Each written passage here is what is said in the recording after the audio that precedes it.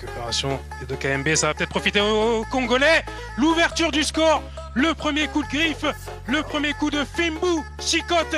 Il est signé de Cédric Bakambu Bakagol qui retrouve la mire. Il avait marqué face au Soudan du Sud après près de 2 ans de disette. Et là, rebelote dans ce match coup près face au Sénégal. C'est lui qui vient libérer le stade des Martyrs. Cédric Bakambu calmer ses partenaires parce que après, on va dire, un premier quart d'heure en leur faveur, ils ont commencé à reculer progressivement et aussi à se faire prendre dans le dos.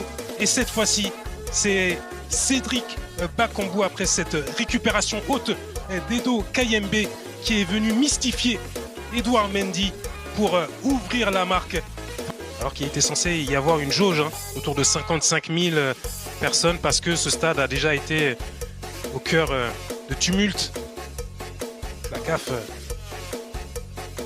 avait dû intervenir. Attention à ce débordement d'Elia Meshak, le centre de l'ailier de Young Boys de Berne, où il y a Yohan Wissa qui a tenté et qui a réussi à finir. Ça fait déjà 2-0, mais ces léopards sont décidément très précis. Peu d'occasions, mais déjà 2 buts. C'est un coup parfait réalisé par les Congolais. Il est très rapide. Et regardez comment il a éliminé El Hadj Malick Diouf. Puis ensuite, Kalidou Koulibaly. Le plus dur était fait derrière. Il y a la glissade d'Edouard Mendy et Yohan Wissa en 2 temps qui vient ajuster le gardien de l'Al Ahly. Yohan Wissa qui inscrit son 8e but avec les Léopards de la RDC. Qui vient encore plus rapprocher les Congolais d'une qualification. Et ce n'est pas fini. Côté sénégalais avec Iliman Ndiaye qui repique. Pape Gueye qui n'a pas de solution à gauche. Il est obligé de revenir vers Iliman Ndiaye. Le joueur d'Everton qui se met sur son pied gauche. Et la réduction du score, elle est signée Pape Gueye. Pape Gueye en embuscade sur cette frappe d'Iliman Ndiaye, qui est venu tranquillement passer Dimitri Berthaud qui était un peu court. Et tout est relancé au stade des Martyrs. Au duel, il a pu rentrer tranquillement dans la surface de réparation, glisser son ballon au 2e poteau. Et puis Pape Gueye qui a pris de vitesse Chancel Mbemba et Dylan Batoubin-Sika, totalement statique. Pape Gueye, le milieu de Villarreal, qui est venu finir à Koulibaly. Extérieur du pied vers Sadio Mané, la déviation qui va peut-être profiter à Nicolas Jackson. Et oui, l'égalisation de l'attaquant du Bayern Munich, le petit extérieur de Kalidou Koulibaly qui a surpris la charnière centrale des Léopards.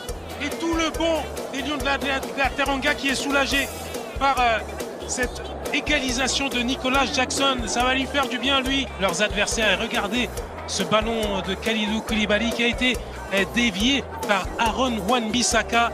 Une déviation qui profite à l'ancien de Chelsea en première intention, qui se jette, qui vient tacler le ballon et surprendre Dimitri Berthaud qui ne peut rien.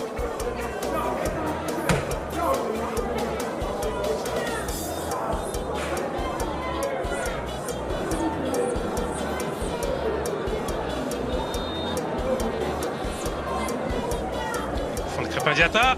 Et le but du 3-2, c'est fait pour les Sénégalais alors qu'il y a une position de hors-jeu. Ils sont tous stupéfaits, ces Lions de la Teranga. Ils pensaient avoir renversé la situation. C'est sûr que de cet angle-là, ce sera difficile de vous déterminer la position de hors-jeu, mais j'ai du mal à imaginer qu'il y a un hors-jeu sur cette Malabo. D'une trêve en octobre avec de l'enjeu. Allez, peut-être une nouvelle occasion sénégalaise avec ce centre en retrait.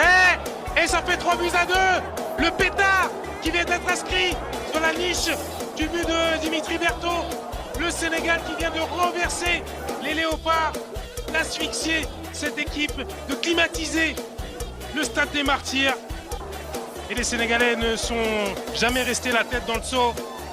Ils ont toujours cru en leur chance dans cette rencontre. Et vous voyez ce centre qui a été parfaitement déposé en retrait avec donc cette reprise de volée limpide Vraiment un superbe geste là qui vient d'être réalisé par Pape Matar Sarr.